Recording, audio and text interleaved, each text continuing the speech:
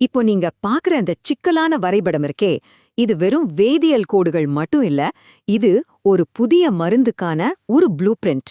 ஒரு உயிர்காக்கும் மருந்தின் பிறப்பு கதைய நாம இப்போ விரிவா பார்க்க போறோம். வாங்க. ஒரு புது மருந்துக்கான செய்முறை குறிப்பு, அதாவது ரெசிபி பார்க்கறதுக்கு எப்படி இருக்கும்னு நீங்க எப்போதாவது யோசிச்சிருக்கீங்களா? அதுவும் ஒரு சமையல் குறிப்பு மாதிரி இருக்குமா? வாங்க, அதுக்குள்ள இருக்கிற ரகசியத்தை நாம தெரிஞ்சுக்கலாம். பாருங்க, புற்றுநோய் மாதிரியான நோய்களை ஜெயிக்கிறதுக்காக விஞ்ஞானிகள் மூலக்கூறு அளவிலேயே புத்தம் புது ஆயுதங்களை வடிவமைக்கிறாங்க.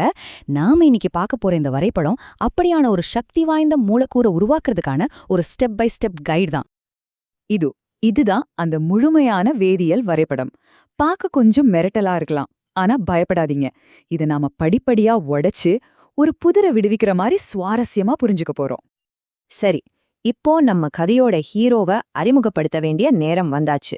நாம உருவாக்க போற அந்த ஸ்பெஷல் மூலக்கூறோட பேரு, இந்த வரைபடத்துல கீழே இடது பக்கம் பாருங்க, அதுதான் நம்மளோட ஃபைனல் டார்கெட். இந்த முழு ப்ராசஸோட ஒரே குறிக்கோள் TSTA-ன்னு பேர் வச்சிருக்கிற இந்த மூலக்கூறை வெற்றிகரமா உருவாக்குறது தான்.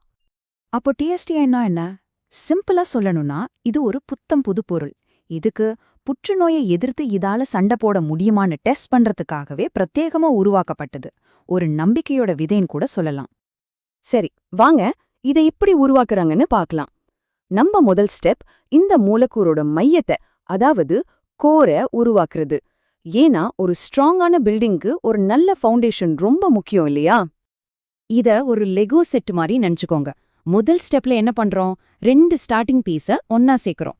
அப்புறம் அதுல சின்னதா ஒரு மாற்றம் பண்றோம். அவ்வளோதான். இங்க பாத்தீங்கன்னா, அந்த டயக்ராமோட மேலே இடது பக்கம் 2 சின்ன மூலக்கூறுகள் ஒன்னா சேருது. இதுதான் கெமிஸ்ட்ரியோட மேஜிக்.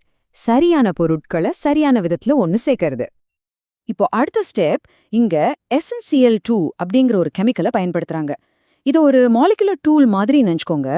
இது என்ன பண்ணும்னா, நம்ம புதுசா உருவாக்குன அந்த ஸ்ட்ரக்சரோட ஒரு முனையில ஒரு சின்ன மாற்றம் செஞ்சு அடுத்த பெரிய பாகத்தை சேர்க்கறதுக்கு ரெடி பண்ணி வைக்கும்.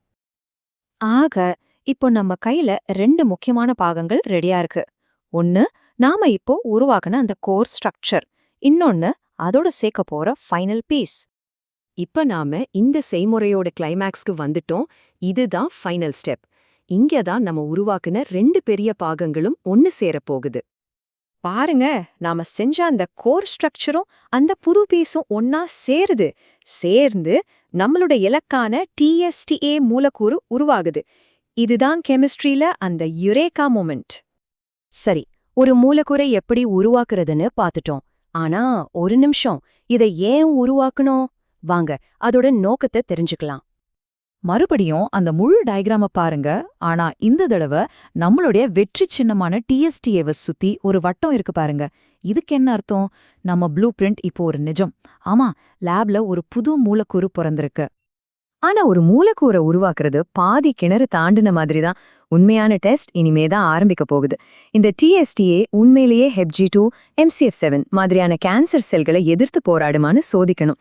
இது ஒரு ரொம்ப நீளமான சவாலான பயணத்தோட முதல் படிதான். கடைசியா உங்க மனசுல ஒரு கேள்வியை மட்டும் விட்டுட்டு போறேன். யோசிச்சு பாருங்க.